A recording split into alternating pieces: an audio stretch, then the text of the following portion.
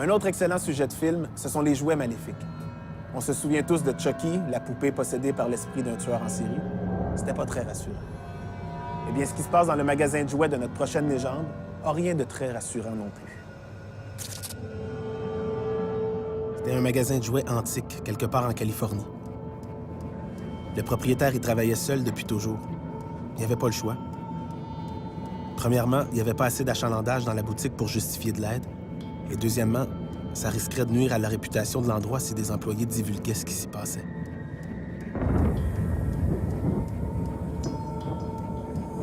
Car un soir, le proprio était seul en train de faire l'inventaire quand une balle a roulé jusqu'à lui.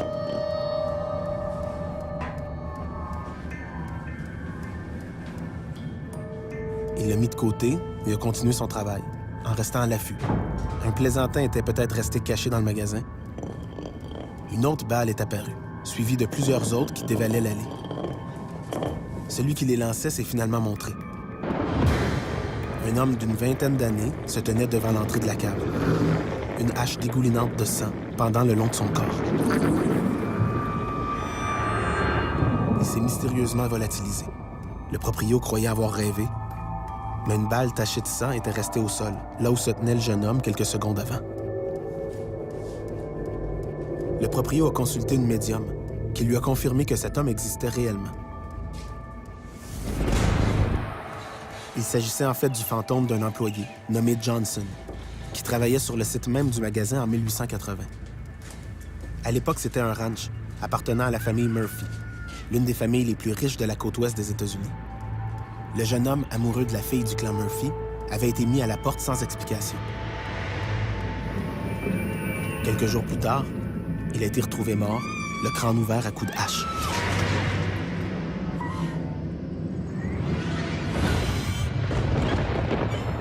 La médium avait confirmé au proprio que Johnson resterait toujours inoffensif. Il ne voulait pas de mal à personne. Et les manifestations resteraient toujours très enfantines. C'est ce qui a convaincu le propriétaire, à l'approche de Noël, d'engager une employée pour l'aider quelques heures.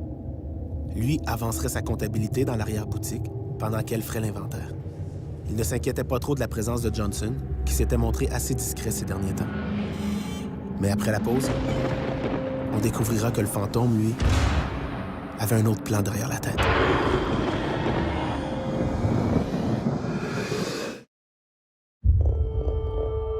Avant la pause, le propriétaire d'un magasin de jouets antiques réalise qu'un fantôme erre dans sa boutique. Il s'agissait d'un certain Johnson, qui travaillait sur le site même du magasin en 1880. À l'époque, c'était un ranch appartenant à la famille Murphy, l'une des familles les plus riches de la côte ouest américaine. Le jeune homme, amoureux de la fille du clan Murphy, a été retrouvé assassiné à coups de hache. Depuis, son fantôme errait sur les lieux. Ses manifestations resteraient toujours discrètes et inoffensives. Du moins pour un temps. Car l'employé engagé pour faire l'inventaire a eu toute une frousse. Elle était seule en train de classer des jouets et tout était silencieux. Quand soudainement, un cheval à bascule s'est mis à bouger seul. La fille, inquiète, s'est lentement avancée pour l'arrêter. Mais ça ne servait à rien. Plusieurs jouets s'étaient activés, comme s'ils étaient possédés.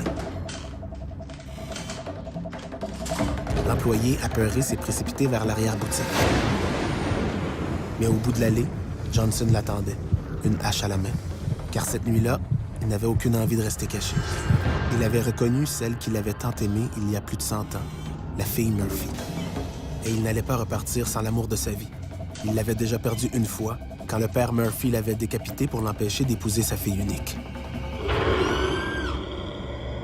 Mais la jeune employée n'était évidemment pas la fille Murphy. Mais elle lui ressemblait beaucoup.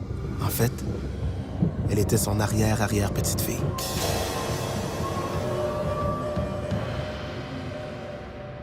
Prenons une chose au départ, un fantôme, ça n'attaque pas. Dans le très, très, très rare cas, 1 sur 1 million, si vous voulez, à quel point c'est rare, là, un fantôme, ça n'attaque pas. C'est agressant, parce que quand il se passe des phénomènes, on ne sait pas, c'est chez nous, il n'est pas supposé y avoir personne d'autre que nous autres chez nous. Les objets bougent, j'ai des coups frappés, etc.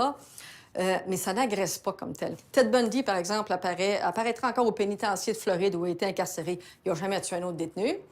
Pourtant, s'il y en a un qui pourrait, c'est bien Ted Bundy. un des plus grands tueurs en série américains, pour ceux qui ne le connaissent pas.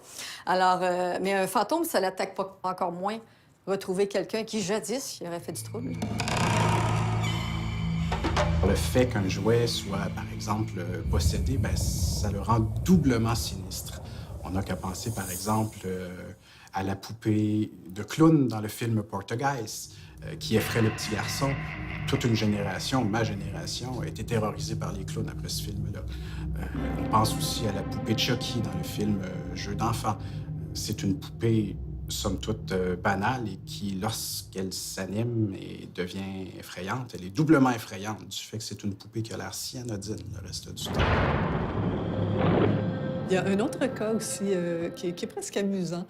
C'est un endroit où les gens entendaient souvent parler, entendaient parfois des rires d'enfants ou des petits pas dans la cuisine, comme un enfant qui court dans la cuisine, mais surtout des rires ou un enfant qui joue quand on... Un petit enfant qui est seul dans son coin en train de jouer. Alors, ils ont fait venir des chasseurs de fantômes pour vérifier le lieu, pour savoir ce qui se passait. Et au moment où... c'est juste cette anecdote-là qui est amusante. Au moment où les chasseurs de fantômes installaient leurs appareils dans la cuisine, il y avait un escalier qui montait à l'étage. Et à un moment donné, il y a une petite balle, une balle de squash probablement, parce que le couple n'avait pas d'enfant, il faut comprendre ça. Donc, il n'y avait pas de jouets d'enfants dans la maison. Mais tout à coup, pendant qu'ils installaient leurs choses, il y a une balle de squash ou une autre balle de ce type-là qui est descendue, qui est tombée des escaliers. Et qui roulait jusque tout près d'eux. Comme si l'enfant, finalement, qui hantait les lieux, parce que c'est ce qu'ils en ont conclu par la suite, que probablement qu'il y a un enfant qui était décédé dans cette maison-là, probablement que l'enfant leur disait « Venez jouer avec moi » ou quelque chose du genre. Un autre cas intéressant, ça c'est assez fascinant, c'est une maison, il y avait des manifestations assez étranges et assez... bon, toujours un peu les mêmes choses, là, des bruits dans la maison, le sentiment parfois d'être poussé et tout ça. Mais ce qu'il y a d'intéressant, c'est qu'à un moment donné, un des chasseurs de fantômes est descendu au sous-sol et il y avait une pièce un peu de débarras dans le fond du sous-sol, où il y avait beaucoup de morceaux de bois et tout ça, puis il se sentait appelé dans cette pièce-là. Il s'est rendu sur place. Et quand il a ouvert la place, il a trouvé un petit, mais vieux, très vieux cheval de bois. Et aussitôt qu'il l'a pris dans ses mains, il n'a vraiment pas aimé ce qu'il a ressenti. Il y a quelque chose de bizarre avec ce cheval-là. Il a fait venir les propriétaires. Les propriétaires ont dit « On ne sait pas du tout d'où vient ce cheval-là. » Alors, tout de suite, le chasseur de fantômes leur a dit « Il faut détruire ce cheval de bois-là. » Alors, ils sont sortis dehors, ils ont fait brûler le cheval. Il semblerait que par la suite, les semaines par la suite, que ça s'est apaisé. Alors, ce que certains spécialistes expliquent, il semblerait que parfois, des âmes s'attachent à certains objets, soit parce que ce sont des gens qui ont fabriqué l'objet et qui ont été parfois un peu, soit des esclaves ou des choses comme ça, là, même des anciens objets qui ont été fabriqués par des esclaves ou des gens dans des situations, ou des jeunes dans des situations très difficiles. Un magasin, comme dans l'histoire du magasin de jouets, aurait intérêt, parfois, certains des magasins auraient intérêt parfois à faire croire qu'il existe des fantômes.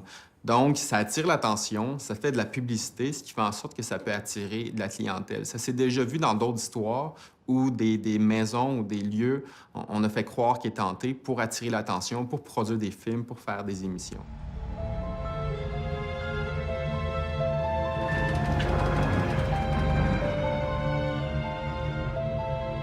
Des histoires de maisons hantées, on en a tous entendu. Une photo encadrée qui tombe d'un mur, un courant d'air dans une pièce où toutes les fenêtres sont pourtant fermées, ou des voix qui murmurent dans la nuit. Et même le plus sceptique des sceptiques hésitera avant d'ouvrir la porte d'un placard où il croit entendre des bruits. Pourquoi? Parce qu'on ne sait jamais.